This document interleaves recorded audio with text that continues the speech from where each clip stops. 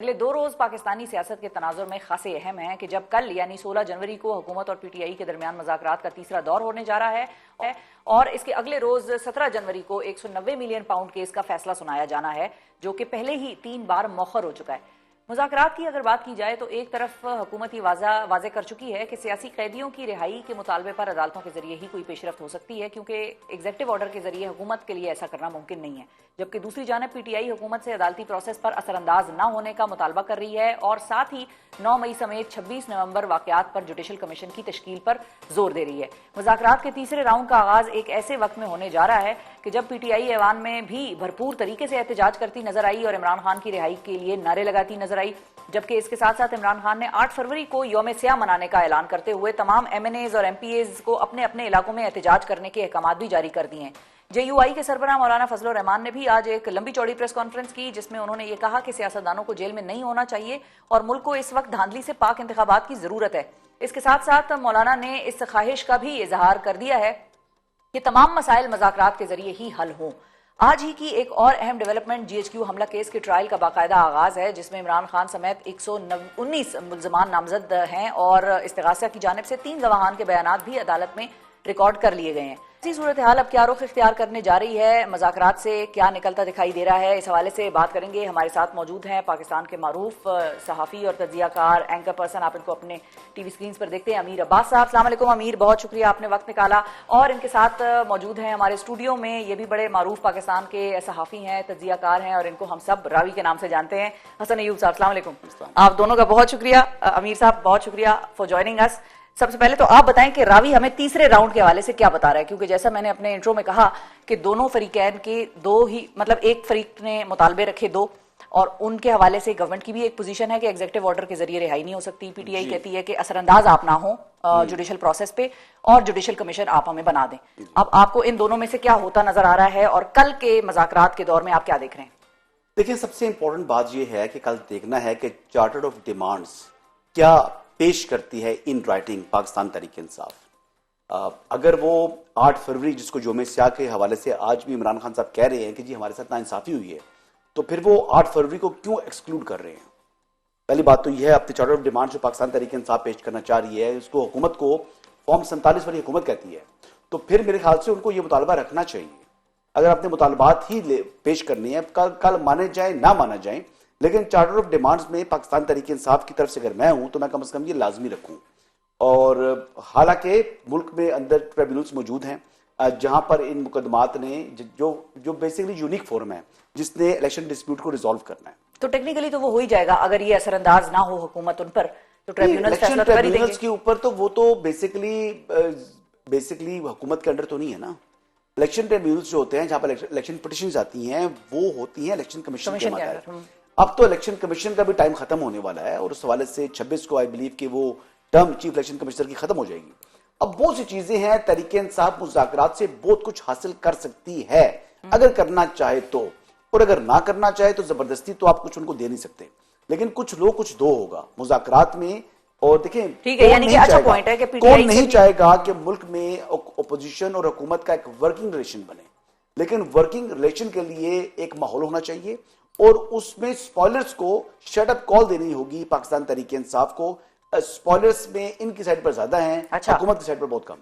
ठीक है। अच्छा अमीर साहब आप बताइए कि कल के राउंड में आपको क्या होता नजर आ रहा है, और आपसे भी मेरा वही सवाल है कि दोनों की साइड से पोजीशंस हमें बड़ी क्लैरिटी के साथ कम से कम टीवी प्रोग्राम्स हो गए या प्रेस कॉन्फ्रेंसेज हो गई, उनमें तो बड़ी वाज़ेह तौर पर नजर आई हैं। पीटीआई चाहती है जुडिशल कमीशन और कि हुकूमत हमारा judicial process free and fair कर दे, और गवर्नमेंट ये कहती है कि भाई एग्जेक्टिव ऑर्डर के जरिए कोई मामला नहीं हो सकता, आप अदालतों से ही इस चीज की तवक्को रखें और जुडिशल कमीशन पे जाहिर है फिर बात होगी। What do you see happening tomorrow? जी बहुत शुक्रिया। एक तो जैसे हसन फरमा रहे थे ना, मैं उस पर थोड़ा सा इख्तलाफ करूंगा कि जो इलेक्शन ट्रिब्यूनल है वो हुकूमत के मातहत नहीं है, होता ऐसे ही है, लेकिन ये हुकूमत इलेक्शन ट्रिब्यूनल को अपने मातहत कर चुकी है।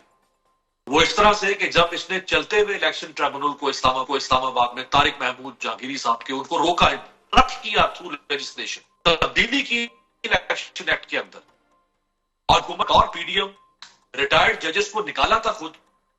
जब 8 फरवरी के बाद 8 फरवरी के इलेक्शन शब खून को बचाना था तो इन्होंने रिटायर्ड जजेस को वापस डाल दिया।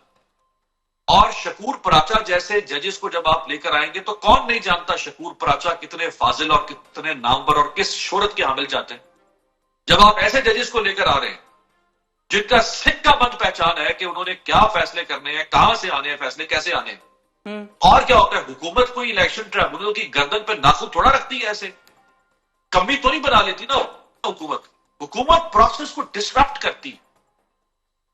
तो अगर जुडिशियल कमीशन के प्रोसेस को भी फिर डिसरप्ट कर दिया हुकूमत ने, है अमीर साहब, अगर हुकूमत ने फिर जुडिशियल कमीशन के प्रोसेस को भी डिसरप्ट कर दिया जो पीटीआई मांग रही है। देखिए मैं उस तरफ आप जो आपका जो कानून है रियासत पाकिस्तान का, वो कानून ये कहता है कि 180 दिन के अंदर अंदर इलेक्शन ट्रिब्यूनल अपने फैसले सुनाएगा।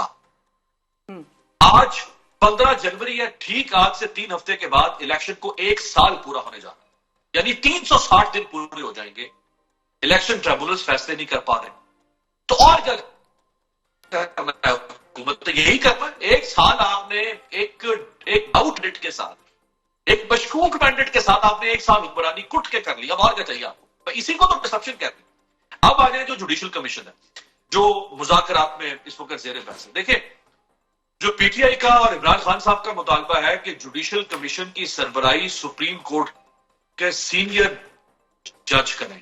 आपको सीनियर जजेस है, एक है चीफ जस्टिस जो याहिया अफरीदी, वैसे तो वो सीनियरिटी में नहीं है, वैसे तो मंसूर अली शाह सीनियर है, और उसके बाद है मुनीब अख्तर। तो क्या आप ये मान सकती हैं, यानी जो सियासत का छोटा मोटा भी तालिब इल्म है वो समझ सकता है कि क्या ये रियासत 2 आम तरीन मुकदमात 9 मई और 26 नवंबर, जिस तोते में जान है इस वक्त इस पूरे निजाम की, इस हाइब्रिड सिस्टम की जान जिन तोतों में है, एक का नाम 9 मई, एक का नाम 26 नवंबर है, वो ये तोते उठा के मंसूर अली शाह और मुनीब अख्तर को दे सकती? भाई मंसूर अली शाह और मुनीब अख्तर का रास्ता रोकने के लिए तो हमने पूरे के पूरे आइन को तब्दील कर दिया 26वीं तरमीम के जरिए से। हमने सुप्रीम कोर्ट की को तब्दील कर दिया, हमने सुप्रीम कोर्ट में विद इन सुप्रीम कोर्ट एक सुप्रीम कोर्ट पैनल खड़ी कर दी, और हमने अमीनुद्दीन जस्टिस अमीनुद्दीन खान साहब को लाके उसका हेड बना दिया, क्योंकि हम मंसूर अली शाह करना चाहते थे, उनकी पावर को शाह को चीफ जस्टिस बना देना चाहते थे। हमने सीनियरिटी के प्रिंसिपल को, जो सेटल प्रिंसिपल, हमने चेंज कर दिया कि हम उनको ऊपर ना ले दें। तो क्या कोई मान सकता है कि अब यही रियासत वापस 26 नवंबर और 9 मई को उठा के मंसूर अली शाह को और मुनीब अख्तर को दे देगी कि जी आप इनको हल करें? सही है, ठीक है। तो जो इमरान खान के मुतालबात हैं वो माने जाने वाले मुतालबात नहीं है। मैं नहीं कोई मायूसी की बात करूंगा, हम उम्मीद करते हैं कि हुकूमत और ऑपोजिशन दोनों, मैं आखिर हम सियासत के तालिब इल्म में ये बाल जो है ना, ये शिफा ऐसे तो सफेद भी कर लिया। सही बात है, मेरे साथ दोनों पैनलिस्ट के बाल चिट्टे हैं, दोनों ही के बाल सफेद है नाज़रीन, कहां से चलता है, ठीक है, ठीक है। और दोनों की बात किसी हद तक मिलती जुलती है इस मामले पे कि जो मुतालबात हैं पीटीआई